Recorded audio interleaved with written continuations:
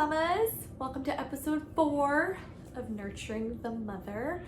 I hope that you have gotten a lot out of the previous episodes and just finding connection to God and calm and peace for your mind and your body. So today, same as always, we're going to start with a scripture verse, and then we're going to go into something to do for our minds that I think is really going to help a lot of you mamas today. It's a short practice that has really helped me, is a really good proven tool in emotionally elevating us.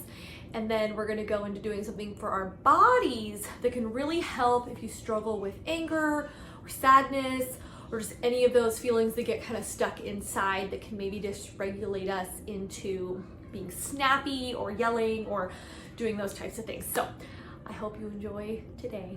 Welcome to episode 4. And also, before we get started, just a technical note. I'm trying today without the mics, just having audio in the room. So if you prefer the audio of episodes 2 and 3 to today's, or vice versa, leave it in the comments. It helps me. Okay, so we are going to start with our Bible verse today, and it's going to be Psalm 46:1. The Psalms are like a balm to my soul. So this is going to be, God is our refuge and strength, a very present help in trouble. And I know for me as a mom, like I have literally on my knees called out to God that I need his strength to get through the day. So many days, many days, that I'm like, if I didn't have God's strength to get me through this, I don't know how I could or how I would. And so just knowing, like, that gives you so much peace and so much comfort. Like, he is our refuge. A refuge to me is just like a safe place to go. Like, he's my sanctuary. Like, I can just like tuck in to like his nook. Like, I see him. Like, when I read this verse, I really see him as like the fatherly figure. That he's my refuge. He keeps me safe. You know, I don't need to look to myself. I can look to him. And so he's our refuge and he is our strength, a very present help in trouble. And so when we're having a rough day, we're having a hard time, he's there. He's a very present help when we're in trouble. So I want you to just meditate on that scripture this week. Maybe put it up somewhere you can see it, and just keep coming back to it. Remember that he is always with us. So that is our verse for this week. And now let's get into something for our minds. For this one, you don't need it right this second, but you will need a journal and a pen. Super easy peasy. And for me, that's one of my joy things, is like picking out a new journal. I journal almost every day. I try to do it every day. I feel like I'm a better human when I do it daily.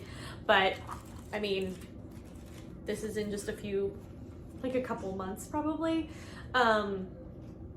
And it's a mix of things. I write down prayers, I write down gratitude, I kind of just write down what's going on, but I try to keep it positive, if that makes sense. It's not like a woe is me journal, because I feel like that just feeds the negative feelings, it feeds anything negative going on in my nervous system.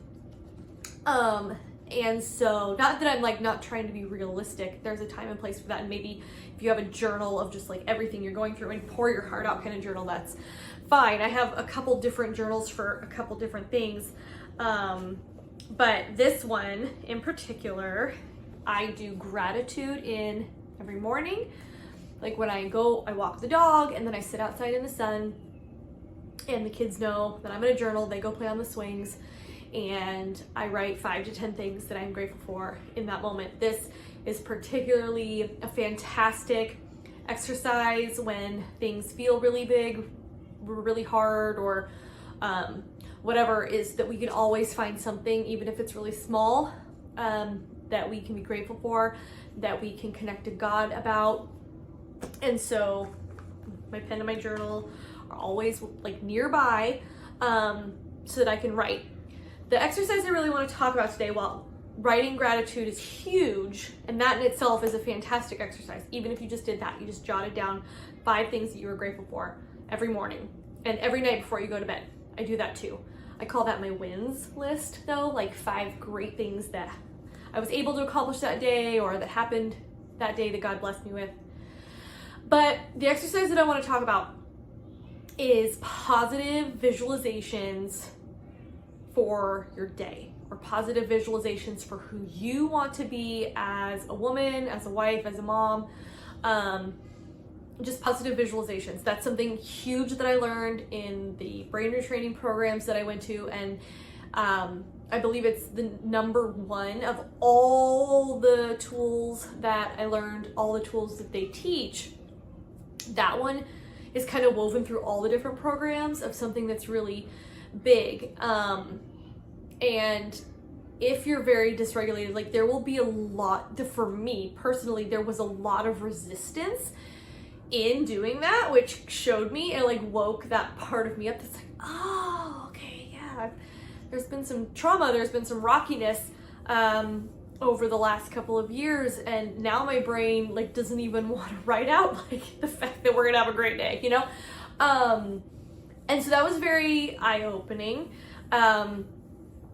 This isn't like, I don't want to line this up with like manifestation. You know, as a Christian, I believe that God writes our story for sure, but I think it's good that if we're gonna look at our life and our day through a lens, we have a choice. We can look through it, the doom and gloom, everything's gonna fall apart lens, or we can choose to look through the hopeful, joyful lens, and God has joy for us, and He has hope for us, and He has abundance for us. And so I'm not writing down that I'm going to win the lottery on Friday. I'm not trying to do those types of things. It is a heart position, intention. It's not a list of what I'm not going to do. You know, I'm not going to raise my voice. I'm not going to do this. I'm not going to, give in to fears, yada, yada, yada. It's more from the positive angle. Like, I will give my anxiety to God over and over and over again today. I will, show up as confident as I can. So different things like I am statements versus I'm not, because again, you want to keep the negative connotation out of it. But there's so much to that. There's so much that can be said about positive visualization, journaling, just doing positive visualization, meditation, different things like that. And I can get into that deeper as well during the course of the episodes. But just as I'm trying to keep it very simple as we kind of walk through these. Grab a journal, grab a pen, write down what you're thankful for, and write out just some good intentions for the day. And see if that helps put a little more pep in your step when we're cleaning and mothering and teaching and disciplining and doing all of the things. I hope that helps. So for this next one, this is for our bodies. I'm gonna have to reposition the camera for this one so you can see a little bit more of my office, but we are going to do a wall push. So sometimes we've got feelings inside, and somatic movement is really, really good for getting certain feelings and emotions to move through us so they don't stay stuck in us and they don't cause us angst and cause us to react to our loved ones in ways that we don't want to. As far as just being snappy and having attitude. And so this isn't to be confused with a wall push-up, not like an exercise like a wall push-up. This is a somatic movement called a wall push, and this is to move through anger and sadness specifically. It can help with other pent-up emotions, but this one's specifically for anger and sadness. And then there's other somatic movements that deal with the other emotions. So I'm gonna pause and then I'm gonna get in a position and I will show you guys what to do.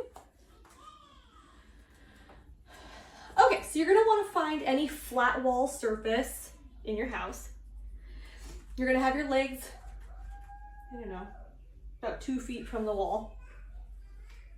And you're going to just put one foot back, bend the front knee, and you're just gonna push.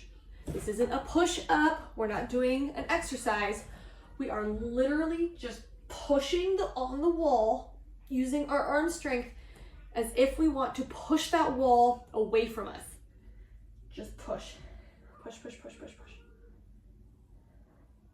And you can do 30 seconds to a minute on each side. And you'll want to switch sides, back leg straight, front leg knee bent, and then just push, push, push, push, push, push. And you'll want to do that on each side until your arm muscles or your body starts to shake a little bit, like tremor, shake. And what that's doing is that's the feeling releasing.